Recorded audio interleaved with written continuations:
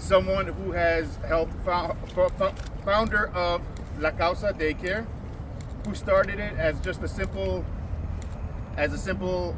thing out of her house, just caring for children around the city of Milwaukee.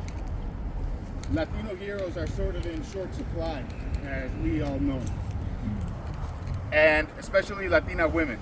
And today, in the middle of Women's History Month, we honor Clementina Castro, who has done so much. Founded the Welfare Mothers, who helped women navigate the public aid system in the 70s. We all know how hard it is nowadays for women to navigate the system, but to navigate in the 70s, I imagine, was something a lot harder. And I am honored to be able to push for this. 1 year ago, I had presented a posthumous recognition at the County of Milwaukee, and a year ago, almost to the date, we were able to get the park renamed.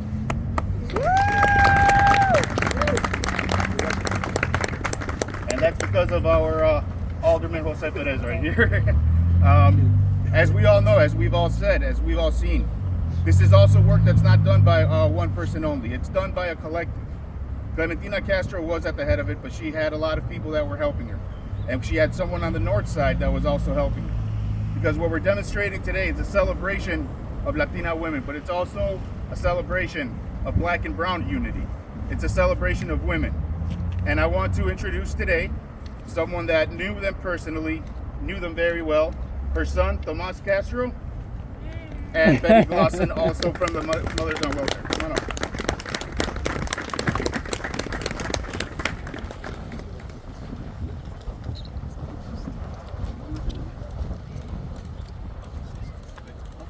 Something real quick. I want to thank Juan and Jose for everything they've done, but I mostly want to bring forward Betty. She's a great voice for my mother. Betty. Good morning, everyone. I am really proud to be here and honored to be here in celebration of this dedication to this park for Clementina Castro. I met Clementina in 1969, August 1969. We met, we got together, and we had heard that the state legislature was getting ready to do a welfare cut. So we all got together from north side, south side, east side, all over Milwaukee County, and organized against that. And Clementina became a great leader from the south side. She's the one that really bridged the gap. And if it had not been for her and Chacon, the south side and north side never would have gotten together, you know? And we did, you know, and all because of Clementina and Chacon. But Clementina, she was always committed to being a family person and making sure that kids was okay. Now, she when we started strategizing around the issues that we wanted to address, one of the things that Clementina kept bringing up was daycare. She always wanted to make sure that the kids were safe, because welfare was saying you had to go out and get a job, you had to work. And Clementina's point was that if we was forced to go out and work, we were going to keep our kids. So every time we got together, she brought up the fact that we needed a daycare. And finally, we all got together and decided that would be one of the issues that we would address with daycare.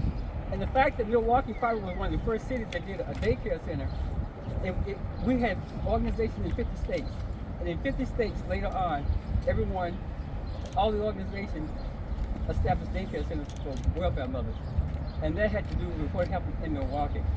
Clementina and a group of mothers, they went to UWM. They got training around daycare. And the first daycare center was at UWM. A lot of people don't know that, but it was. And that daycare center at UWM is still in the corner there on Oakland Street. That daycare center came about because of welfare rights and because of the training that Clementina and them had. That's another part of history.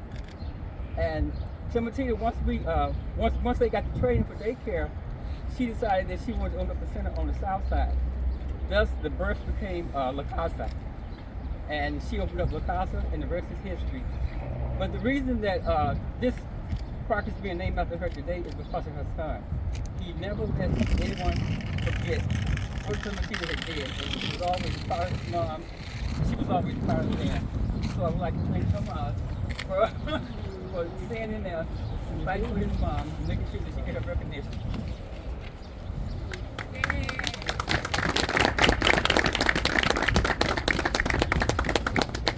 morning, everyone. Good morning. Buenos dias. Buenos dias.